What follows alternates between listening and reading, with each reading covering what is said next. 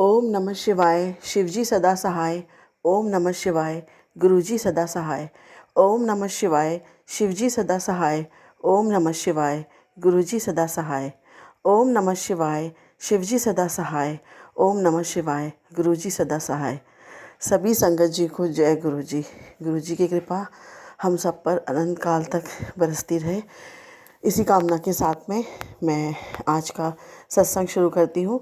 संगत जी, ये जो चैनल है इसमें मैंने डिस्क्रिप्शन बॉक्स में गुरुजी कृपा सत्संग, इस चैनल जो कि गुरुजी का ही चैनल है, इसमें मैंने डिस्क्रिप्शन बॉक्स में व्हाट्सएप नंबर भी दिया है और ईमेल आईडी भी दिया है। तो आप अपना ऑडियो या वीडियो अच्छे से रिकॉर्ड करके भेज सकते हैं अपना सत्संग शेयर करने के लिए, या फिर आप अपनी अच्छी हैंडराइटिंग में लिख करके भी मुझे भेज सकते हैं, तो मैं उसे पढ़ करके सुना दूँगी।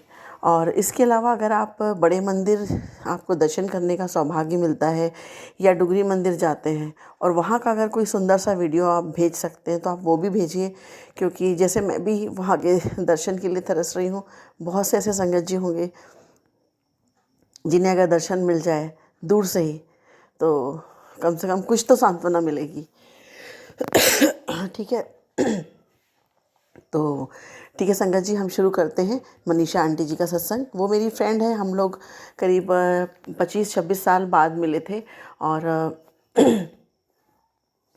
उसके बाद फिर जब मैं उनसे मिली और मैंने गुरुजी की कृपा के बारे में बताया, तो मैं उनके घर गई थी। तो वहाँ पर उनके अंकल जी यानी उनके हस्बैंड और उनका बेटा भी था साथ में।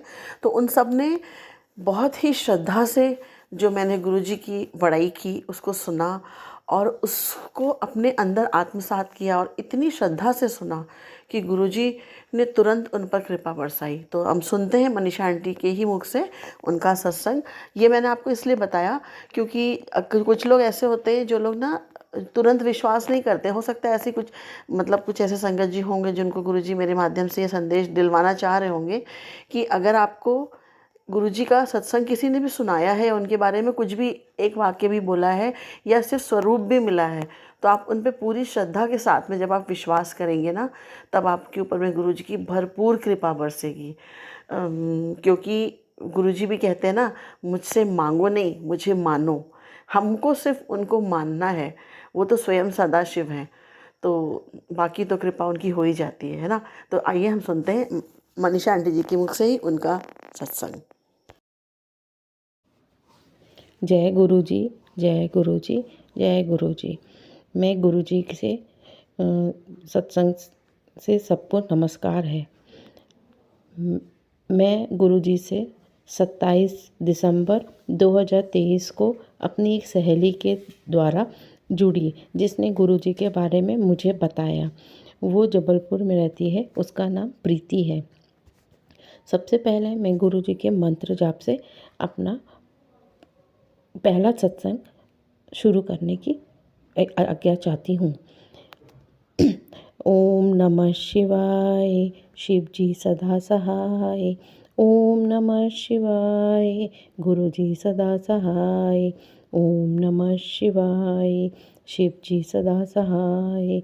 ओम नमः शिवाय। गुरुजी सदा सहाय। ये मेरा पहला सत्संग है।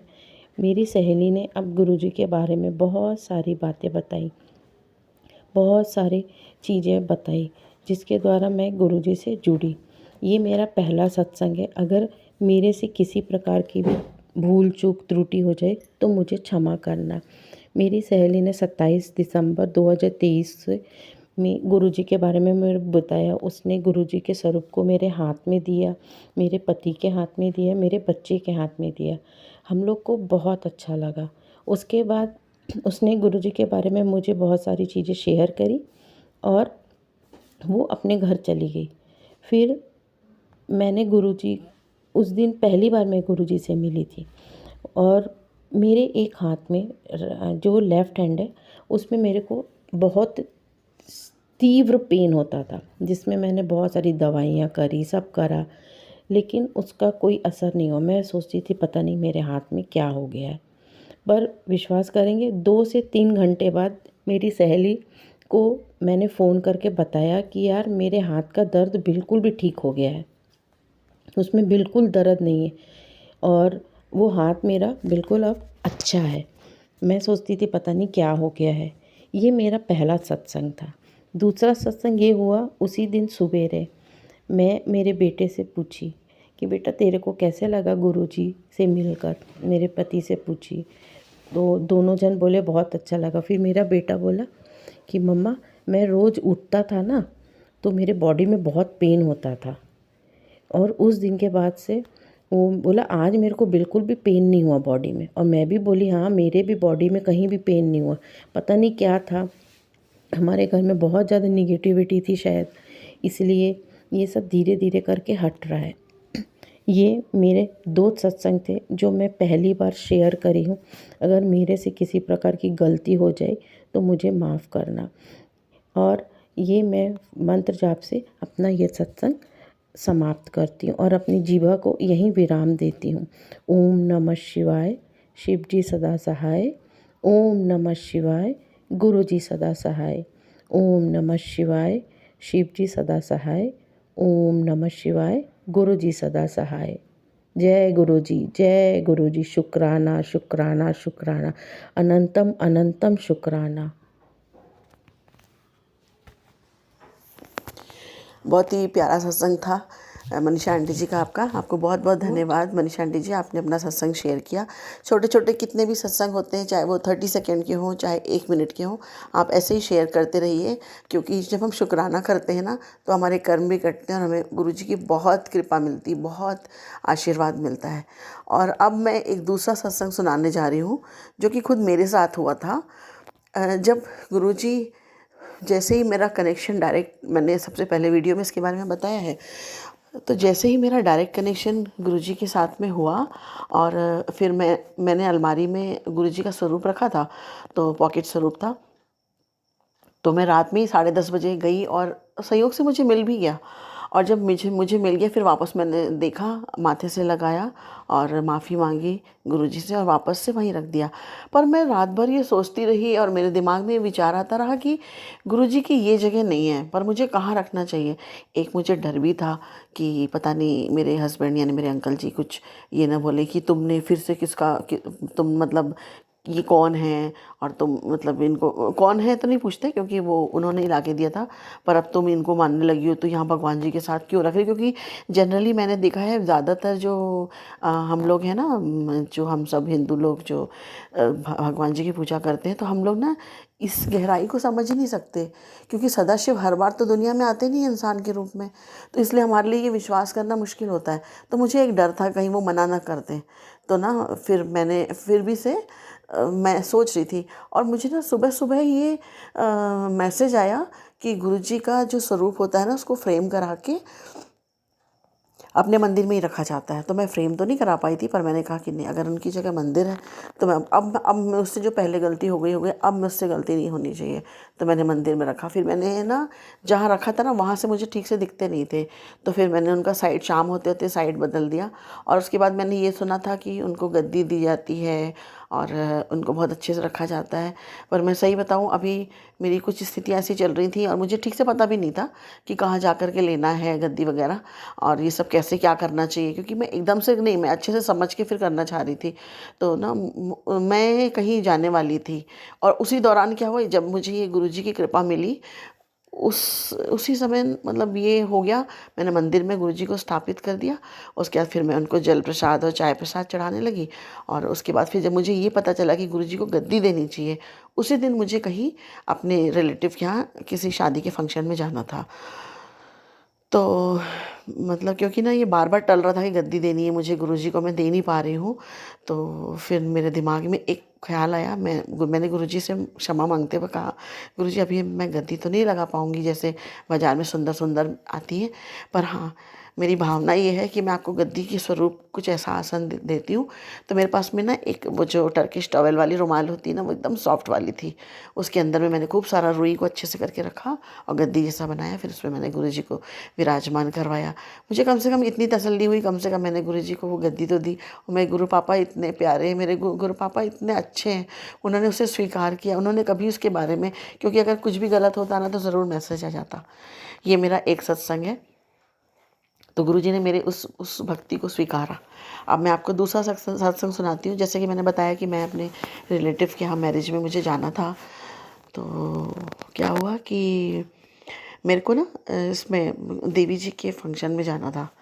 तो देवी जी के फंक्शन में जैसे हम एक ही ख़ानदान के होते हैं, जो पूजा पाठ होती है तो हमको सारे पूजा पाठ में शामिल होना रहता है। उनके नाम से वो पुए चढ़ते हैं, जिसको मीठी पूड़ी बोलते हैं, उसको अठवाई बोलते हैं।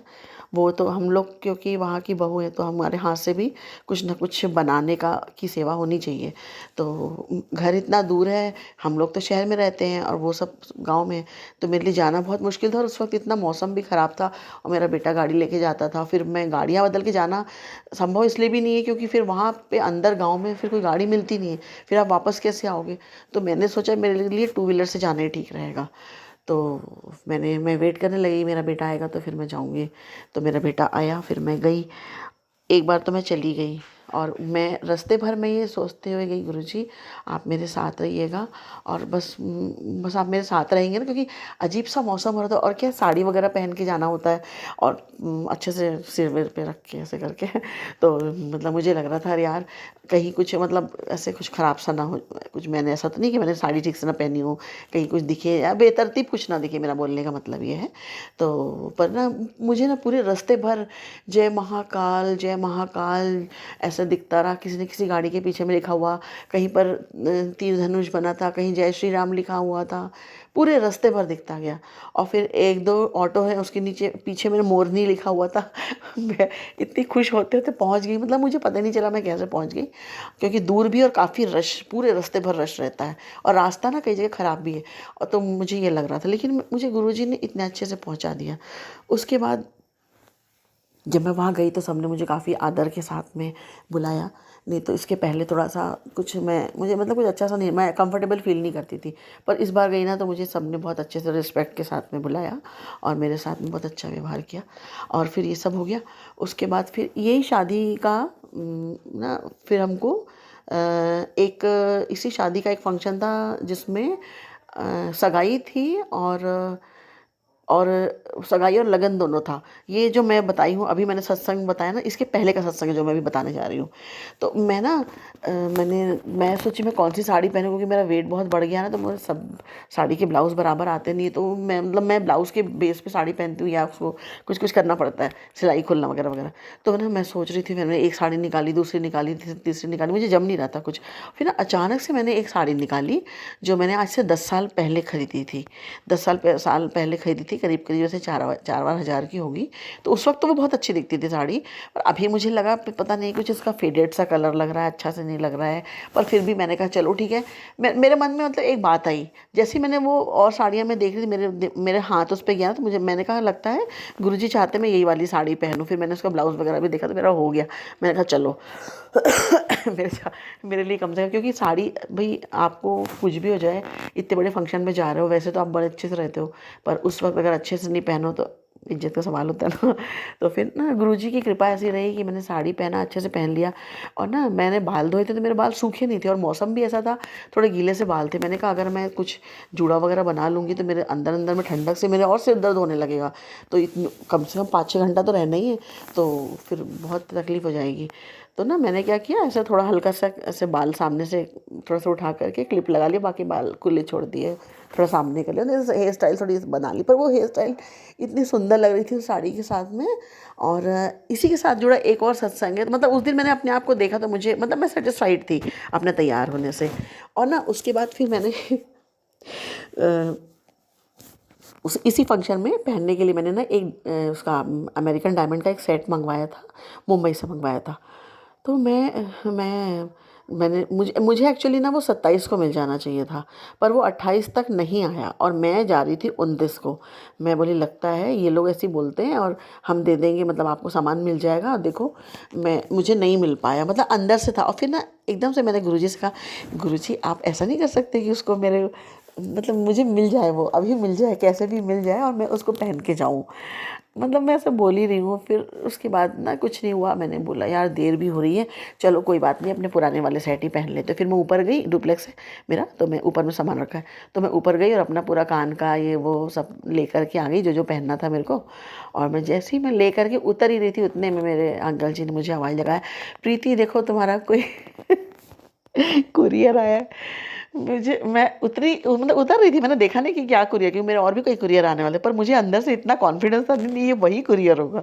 मेरे गुरुजी ने, मेरे गुरु पापा जो है अपनी बेटी को चाहते हैं उनकी बेटी अच्छे से जाए, खुश होके जाए, क्योंकि चेहरे पे खुशी रहेगी तो इंसान वैसे ही अच्छा दिखता है। तो फिर मैं उतरी और जब मैं नीचे आके देखी तो वही कुरियर था जो मुझे चाहिए था। फिर मैंने अरे, फिर मैंने वो गोल्ड वोल्ड के सब एक तरफ किए, इसको गुरुजी को बहुत बहुत शुक्राना दिया। आज फिर से मैं देती हूँ शुक्राना, गुरुजी आपकी कृपा से मैं बहुत अच्छे से तैयार हुई और फिर मैंने बहुत अच्छे से मतलब पहन के फिर गई। क्योंकि ये बात ना आपको मतलब कुछ लोगों को ऐसा लग सकता है इसमें क्या है, बड़ा तैयार होके गई है, कोई ऐसा नहीं है। लेकिन आपको एक बात बताऊँ, अगर आप किसी भी फंक्शन में जाते हैं, किसी भी पब्लिक गैदरिंग में जाते हैं, चाहे वो ऑफिशियल हो, अनऑफिशियल हो, फैमिली वाली हो, कुछ भी हो, आप अपने आप को कैसे कैरी कर रहे हैं ना, उससे लोग आपके बारे में बहुत सा अंदाज़ा लगा देते हैं और नेक्स्ट टाइम आपसे वैसा व्यवहार करते हैं। ये मैं आपको बता रही हूँ, ये सबके लिए है ये बात। और शायद ये गुरुजी मुझसे बुलवा रहे हैं, तो हमेशा अच्छे से जाना चाहिए। और मेरे पास ना, तो ये मैं उस दिन ना बहुत खुश हुई उसके लिए। उस दिन भी तो शुक्राना दिया था, आज मैं फिर से देती हूँ शुक्राना, गुरुजी अनंतम अनंतम शुक्राना। और मैं जैसे ही फंक्शन में गई ना, तो मुझे ऐसा लगा जैसे कई लोग एकदम से देख रहे हैं, ऐसा टाइप से लगा मुझे। और मतलब मेरी बड़ी नंद ने जैसे ही देखा, तुरंत उन्होंने कॉम्प्लीमेंट दिया, प्रीति आज लगता है बहुत अच्छे से तैयार होके आई हो। तो मैं मन में सोची मैं कुछ नहीं कर रही हूँ, ये गुरुजी की कृपा है जिसके कारण मैं आज बहुत अच्छी लग रही हूँ। तो ऐसा मतलब गुरुजी ऐसा करते हैं, इस तरह से भी छोटी छोटी खुशियाँ देते हैं आपको, क्योंकि जीवन में बड़ी खुशियाँ बहुत कम आती हैं, ऐसा मेरा मानना है। और छोटी छोटी खुशियाँ तो हमेशा आती रहती हैं, और इन छोटी छोटी खुशियों से ही हमारा जीवन होता है। तो गुरुजी ऐसी छोटी छोटी खुशियाँ हमेशा आपको देते रहते हैं। तो ये भी एक सत्संग था, मैं इसको शेयर करना चाहती थी। एक और सत्संग है इसी शादी के फंक्शन में जाने का, क्योंकि क्या है हमारा घर बहुत दूर है, तो 12-15 किलोमीटर है। तो ना उसमें बार बार मतलब देवी जी की पूजा में जाओ, फिर कुछ कुछ फंक्शन हो रहा है उसमें जाओ, ऐसे करके। तो ना मुझे एक और फंक्शन में जाना था, मतलब वो लास्ट फंक्शन था शादी का। उसमें लास्ट में सुहागले होती है, तो उसमें ना सुहागले में शुरू से चले जाओ तो अच्छा रहता। फिर उसमें कुछ ओली वगैरह भी देते हैं, क्योंकि शादी का फंक्शन है, तो जो माता को चढ़ी रहती है ओली, वो लास्ट सुहागले में सबको बांटते हैं। तो मैं, आप ये सोचिए, मैं जाना चाहती थी, लेकिन मतलब मैं ना टू व्हीलर में जाने की मेरी इच्छा नहीं थी। मैं सोचती थी कि काश कार में चले जाते, लेकिन क्या मेरे अंकल जी को बहुत सारे काम थे, बहुत सारे अपॉइंटमेंट थे। उन्होंने सुबह से मुझे बोल दिया था कि मैं नहीं जाऊँगा और तुम अपने हिसाब से चले जाना, मेरे को बहुत सारे लगातार अपॉइंटमेंट है, और अपना बता रहे थे। और मैंने उस दिन देखा उनके एक के बाद एक के बाद एक, सुबह से लेकर के उनके फुल डे उनका पैक था अपॉइंटमेंट से। सारे अपॉइंटमेंट कैंसिल हो गए, और 1 बजे मेरे को बोलते हैं अंकल जी कि 12:30-1 बजे कि चलो अपन लोग चलते हैं, अपन सब चलते हैं, मेरे अपॉइंटमेंट तो सारे कैंसिल हो गए। मैं अंदर से इतना, मेरे को हंसी आ रही थी, पर मैं हंसी नहीं थी तो बोलेंगे मेरे बिजनेस की अपॉइंटमेंट कैंसिल हो गई, तुमको हंसी आ रही है। परंतु मुझे सही बताऊँ, मतलब मुझे इसलिए हंसी आई कि मुझे पता था वो अपॉइंटमेंट कैंसिल हुए हैं, मतलब वो पोस्टपोन हुए थे, एक्चुअली कैंसिल नहीं, वो तो आगे फिर से मिल जाएंगे। पर ये जो माता के उसमें पूजा में जाना था, मेरी बहुत इच्छा थी कि मैं पूरी पूजा अटेंड करूं, मतलब मेरे को माता का वो जो प्रसाद रहता है ना वो मिल जाए। नहीं तो पूरा ख़त्म हो जाएगा, उसके बाद आपको कोई ऐसी हाथ से उठा के दे रहा है, उसमें वो बात नहीं होती। लेकिन जब हम खुद वहाँ पे माता का आशीर्वाद लेते हैं, उसकी बात अलग होती है। तो जो स्थापित करते हैं उस वक्त थोड़ी देर के लिए, तो फिर ना मैं जब पहुँची ना, तो थोड़ी देर तो मेरे को हो गई थी, लेकिन फिर भी मुझे माता का वो पूरा आशीर्वाद मिला, और जो सुहाग की चीज़ें मिलती वो मिली। और उसके अलावा जो माता का जो उनको उठा के विसर्जित किया जाता है ना, उसका भी मेरे को माथे लगाने मिला, तो मुझे बहुत अच्छा लगा। और वो मेरी शादी को 17 साल हो गए, इस मई में 18 साल हो जाएंगे। पहली बार ऐसा हुआ था जिसमें मुझे माता का जो प्रसाद रहता ना, मुझे अपने आंचल में लेने को मिला था। नहीं तो हमेशा कुछ ना कुछ ऐसा होता था, कहीं किसी को पकड़ा दिया, कोई जा पाया, कोई नहीं जा पाया। 10 साल हम बाहर ही रहे, कुल मिला के हम नहीं कर पाते थे, मतलब मुझे नहीं मिलता था। ये पहला था जहाँ पर मेरी कुल देवी ने अपने प्रसाद को मेरी आंचल में डाला। और मैं इसके लिए अपने गुरु पापा को धन्यवाद देती हूँ। मुझे साफ समझ में आ रहा था ये गुरु पापा ने कराया, मुझे पूरी फीलिंग आ गई थी। इसके लिए शुक्राना गुरु पापा, अनंतम अनंतम अनंतम शुक्राना। उस दिन बहुत मतलब थोड़ा सा गुस्सा से चिढ़ रहे थे मेरे अंकल जी, वो हुआ सब हल मतलब कचपच हुआ, लेकिन फाइनली मैं वहाँ पहुँच गई और उसके बाद फिर सब ठीक हो गया। लेकिन उस समय तक मैं मतलब मेरी आंखों में आंसू भी आ गया था कि माता लगता है आप मेरे को नहीं बुलाना चाह रही हो। मतलब मैं इसी शहर में रहकर, जब मैं बाहर रहती थी तो चलो मैं ये सोचती थी मैं हुई नहीं वहाँ पे तो मैं कैसे जाऊँगी, ये तो मतलब जेन्युइन नहीं है। लेकिन जब मैं इसी शहर में हूँ, 13-15 किलोमीटर, कोई इतना दूर भी नहीं होता कि नहीं जा सकते। और जब घर में गाड़ी आप आराम से जा सकते हो तो फिर बस ये सब चीज़ों मतलब कुछ भी हर्डल क्यों आ रहा है। लेकिन सब गुरु पापा ने सब हर्डल हटाया, मैं आराम से गई, आराम से आई। और मुझे ऐसा समझ में आया कि गुरु पापा चाहते थे कि नहीं, मेरी बेटी वहाँ पर अच्छे से जाए, ऐसे टू व्हीलर में ना जाए, बढ़िया अपनी गाड़ी में जाए और अच्छे से जाए। फिर हम अच्छे से गए और हम अच्छे से आए। इसके लिए बहुत बहुत शुक्राना मेरे गुरु पापा, अनंतम शुक्राना गुरु पापा। और गुरु पापा, ये मेरा एक और सत्संग था और अब मैं अपनी वाणी को विराम देती हूँ। और मैं एक चीज़ कहना चाह रही थी, आप लोग जितने भी हम संगत जी हैं, अगर आप लोग चाहते हैं कि आपको सत्संग सुनने मिले तो आप ना इस चैनल को सब्सक्राइब कर लीजिए और लाइक्स बढ़ाइए। अगर आप लाइक्स करते जाते हैं ना तो ज़्यादा लाइक्स के बेस पे भी और भी लोगों के पास तक वीडियो पहुँचेगा, तो उनको भी सत्संग मिलेगा, उनको समझ में आएगा गुरु पापा कैसे हमारा हाथ पकड़ते हैं, गुरु पापा कैसे हमारा हाथ पकड़ के हमको दूर तक ले जाते हैं, अपनी ब्लेसिंग्स देते हैं। और उनकी ये छोटी छोटी ब्लेसिंग से ही हमारा जीवन सुधरता है। बड़ी बड़ी चीज़ें तो बहुत कम होती है, पर ये जो छोटी छोटी ब्लेसिंग्स हमको मिलती जाती है ना, उनसे ही हमारा जीवन सुधरता है। तो हर चीज़ के लिए आपका शुक्राना शुक्राना शुक्राना गुरु पापा, अनंतम शुक्राना। जो दिया उसके लिए शुक्राना, जो नहीं दिया उसके लिए शुक्राना, जो दे के ले लिया उसके लिए शुक्राना। हर सांस से शुक्राना मेरे गुरु पापा, हर सांस से शुक्राना, हर रोम से शुक्राना मेरे गुरु पापा। जब भी आपका मैसेज आता है ना, अगर मैं उदास भी होती हूँ और आपका मैसेज आता है तो उदास मत हुआ कर गुरु पापा, मुझे बहुत अच्छा लगता है, एक सुकून मिलता है कि मेरे गुरु पापा हैं। अभी मुझे उदास हुए 5-10 मिनट ही हुए हैं, मेरे गुरु पापा ने मेरी सुध ली और मुझसे कह रहे हैं कि नहीं बेटा उदास मत हो, मैं हूँ ना तेरे साथ, जब कोई नहीं खड़ा रहेगा ना तब भी मैं खड़े रहूँगा। ये सारे मैसेजेस पढ़ के मुझे बहुत खुशी होती है। बहुत बहुत शुक्राना गुरु पापा, अनंतम अनंतम अनंतम शुक्राना मेरे प्यारे गुरु पापा। आपके चरणों में बारंबार बारंबार प्रणाम, हर पल प्रणाम मेरे गुरु पापा। बहुत बहुत शुक्राना शुक्राना शुक्राना। जय गुरु जी, जय।